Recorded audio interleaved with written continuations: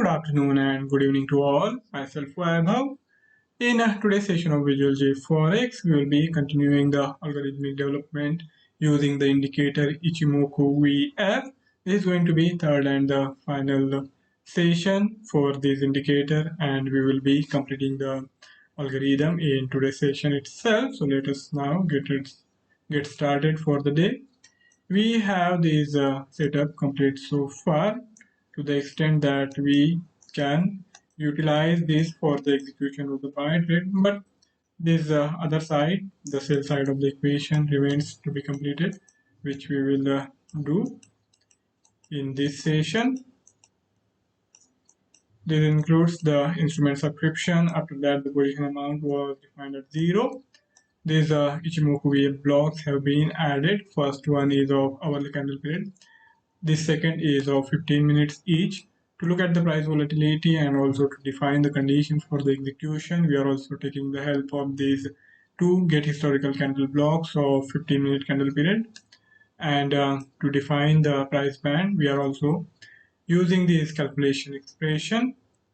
To pinpoint the exact entry point, these two 10-second blocks will be used. And on the lower side, this calculation was defined to precisely get the price points right.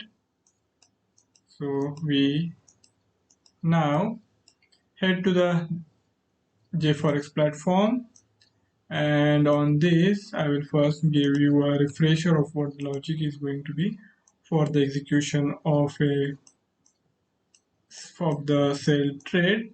We want the momentum to be bearish whenever the sell trade is going to happen, so we need the combination of these Senko A and Senko B favorable for the bearish momentum, bearish trade. And we are using the classical interpretation here. We will need the Senko A output to be less than the Senko B output. The red line is Senko A and the green line is Senko B. So as you can observe, nowhere around here the sell trade would have been executed. And one thing we must always remember that this charting is plotted into the future. So we get this plotting ahead of time, and we will have to consider it in that context. So in last week, probably before the 20th August, we had the momentum favorable for the bearish trade as we had the Senko A below the Senko B, and that was the time when the sell trade might have been executed by our algorithm. We also want to make sure that the execution is happening as close as possible to this Senko B line, as we are also utilizing it as a possible resistance level.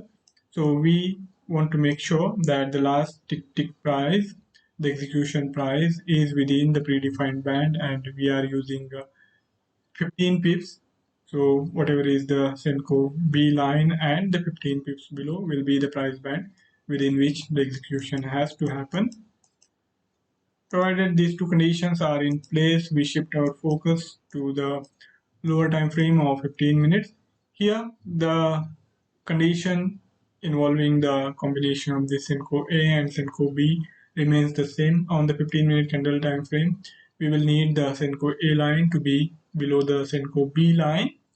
And in addition to that, in recent last few hours, some correction should have happened, and now the bearish momentum should be resuming.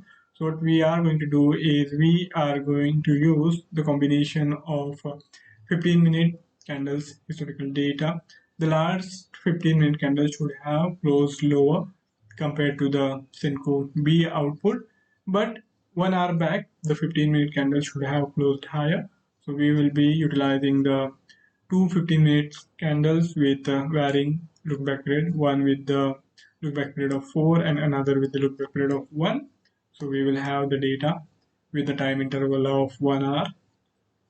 So that's how the execution for the sale is supposed to happen. Now we have to add 7 blocks, and after that the trade command block, as we want to make sure that our setup is symmetrical. You can say that the conditions are going to be mirror images, just in inverted fashion. So I will add this 7 if blocks, as the number of if blocks on the buy side is 7. So obviously for the sell trade as well, the number should be the same, and to make sure that is the case, we will also define the conditions in such a way that the formation is symmetric. Now, first thing we have to do is to make sure that the momentum is bearish. So we need last hourly Ichimoku output, the Senko A and Senko B. To satisfy our criteria, we need Senko A12 to be below Senko B12. Okay, so first input less than second input, and after that we will have to define the price band. For that, one calculation expression block will need to be added. So I will take one calculation expression block. I will disconnect the flow here.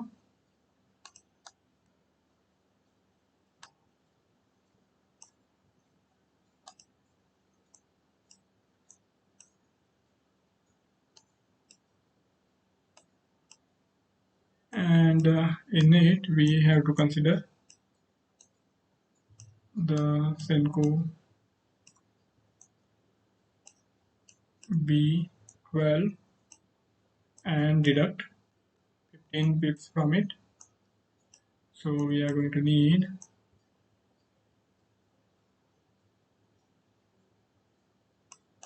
this variable here, and the result, the equation is going to be A1 minus A2, and this will be the lower limit for the execution of the sale trade. I will consider it as a sale. Okay, LLS, we have named it, and now we can join it back to multiple action.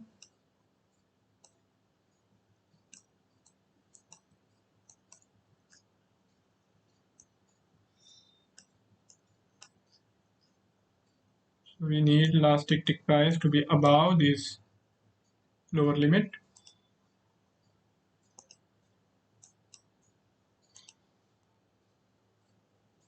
I will take one tick, last tick bid, and output value above it.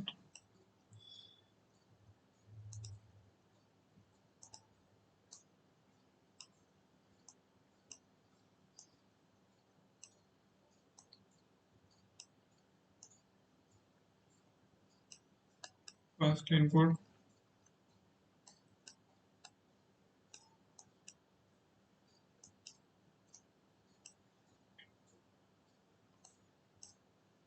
greater than second input.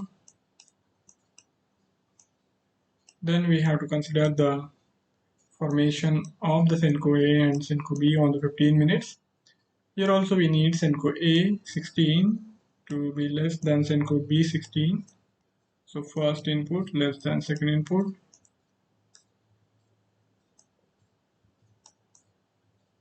Okay, and afterwards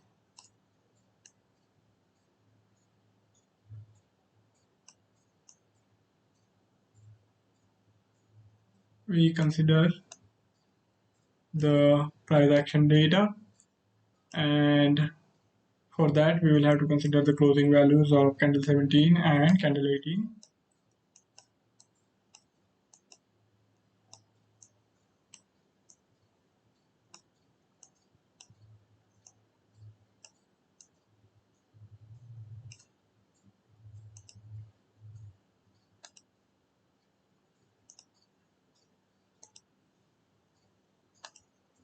Candle 17 candle close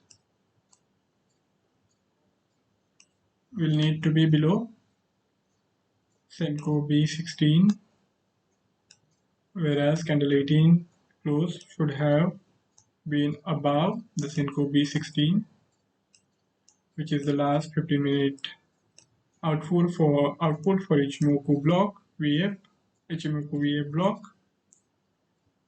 So here I take candle close. Okay, first input less than second input, and after that first input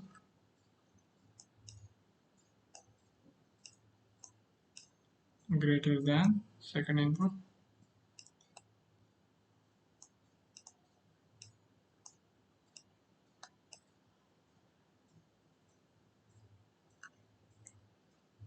All right.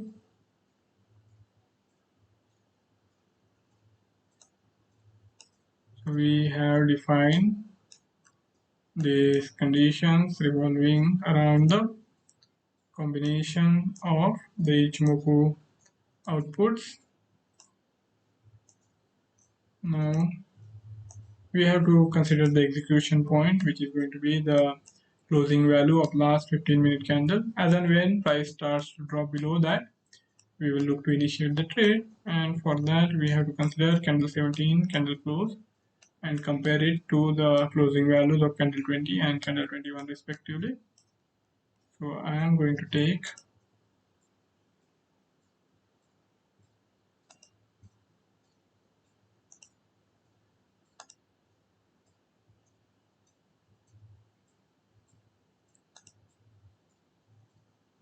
candle 17 candle close,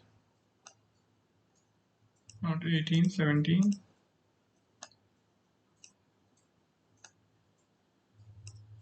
and it needs to be compared with candle 20 and candle 21. Candle 20 has a look back period of 1, whereas candle 21 has a look back period of 2. That means we will need candle 20 candle close to be less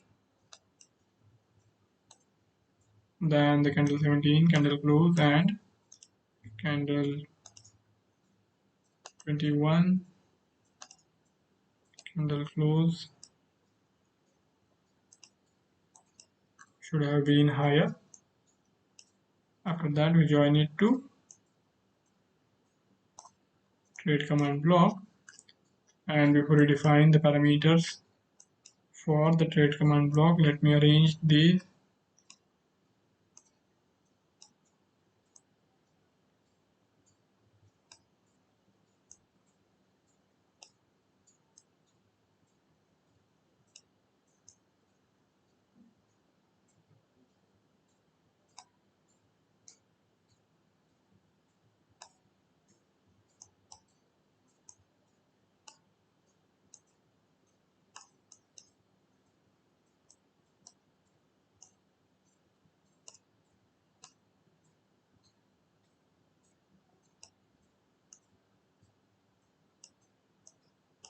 And we need to join the first block to multiple action. Okay, so we have this trade iteration flow passing through till the trade command block. Now coming to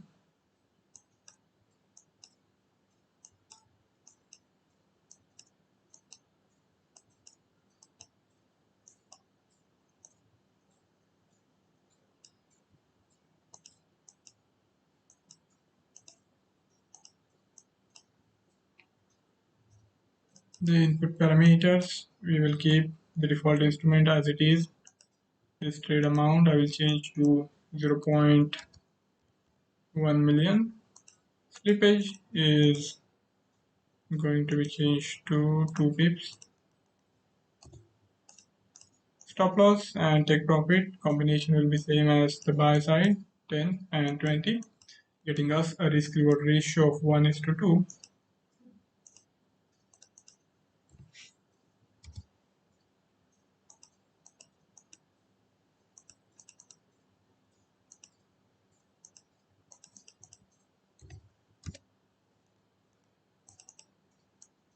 Okay, So that's how you can define the conditions for the execution of the sell trade. So with these, our whole algorithm is complete. Both the buy side as well as sell side is complete, and you can see that there is no structural issue.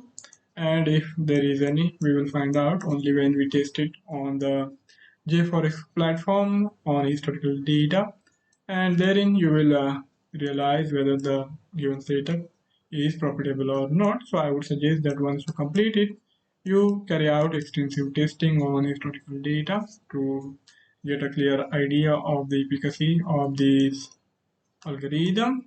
So that's it from my side. I hope you have been able to understand the logical as well as the execution part of it. Thank you all for joining in. See you next time. Till then, goodbye.